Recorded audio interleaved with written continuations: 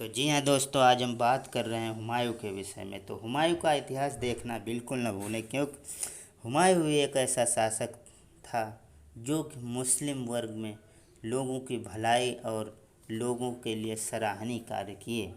तो हुमायूं 30 दिसंबर 1530 ईस्वी को गद्दी पर बैठा। तो हुमायूं 30 दिसंबर 1530 ईस्वी को गद्दी पर बैठा। उसके बाद हुमायूं का पूरा नाम नसीरुद्दीन मोहम्मद हुमायूं था। बाबर ने मरते वक्त हुमायूं को एक निर्देश दिया और कहा कि अपने भाइयों के साथ सदैव उदारता के बर्ताव रखना। इसके बाद हुमायूं का कलिंजर अभियान गुजरात के शासक बहादुर शाह के विरुद्ध था।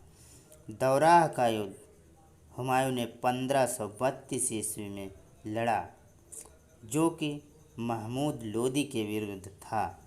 हुमायूं ने चुनार का घेरा अफगान नायक शेर खां के विरुद्ध डाला। 1533 ईस्वी में हुमायूं ने दिल्ली में दीन पनाह नामक विशाल दुर्ग का निर्माण करवाया।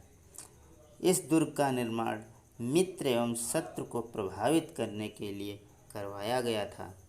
हुमायूं ने बंगाल के गौड़ क्षेत्र का नाम जनताबाद रखा। हुमायूं ने बंगाल के गौड़ क्षेत्र का नाम जनताबाद रखा। चौसा का युद्ध 26 जून 1539 ईस्वी को हुआ। चौसा का युद्ध जो 26 जून 1539 ईस्वी को हुआ, जिसमें शेर खां के हाथों हुमायूं की पराजय हुई। शेर खां का नाम ही दोस्तों शेरशाह सूरी था। चौसा के युद्ध के बाद शेर खां ने अपने को शेरशाह की उपाधि से सुसज्जित किया। कन्नौज बिलग्राम की लड़ाई 17 मई 1540 को हुई। तो जी हाँ दोस्तों, कन्नौज जो डिस्ट्रिक्ट हरदोई के बगल बिलग्राम का युद्ध है 1540 ईस्वी को हुआ। कन्नौज बिलग्राम की लड़ाई में हुमायूं का साथ अस्करी एवं हिंदाल भाइयों ने दिया।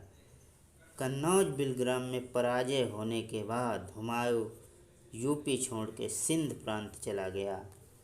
हुमायूं ने सिया मीर बाबा दोस्त उर्फ मीर अली की पुत्री हमीदा बानो बेगम से शादी कर ली, जो कि ये शादी 29 अगस्त 1541 ईस्वी को संभव हुई।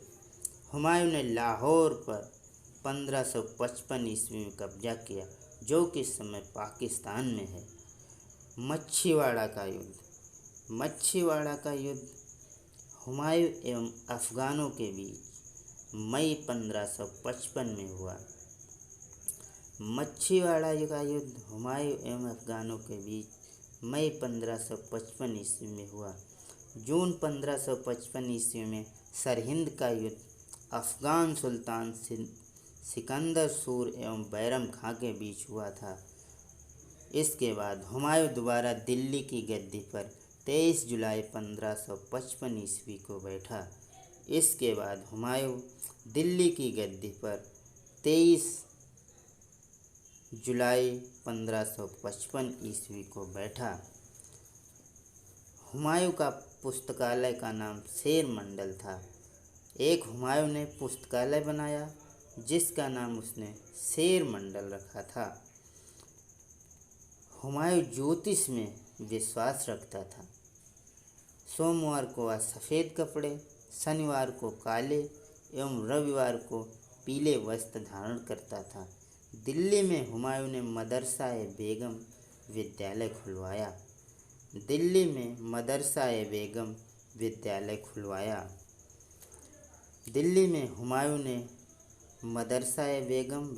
खुलवाया। इसके बाद हुमायूं की मृत्यु जनवरी 1556 ईस्वी में दीन पनाह भवन के पुस्तकालयों की सीढ़ियों से गिरकर हुई।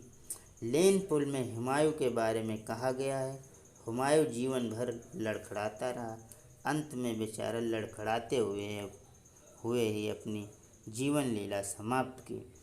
हुमायूं को अबुल फजल ने इंसान एक कामिल कहा है, क्योंकि हुमायूं ही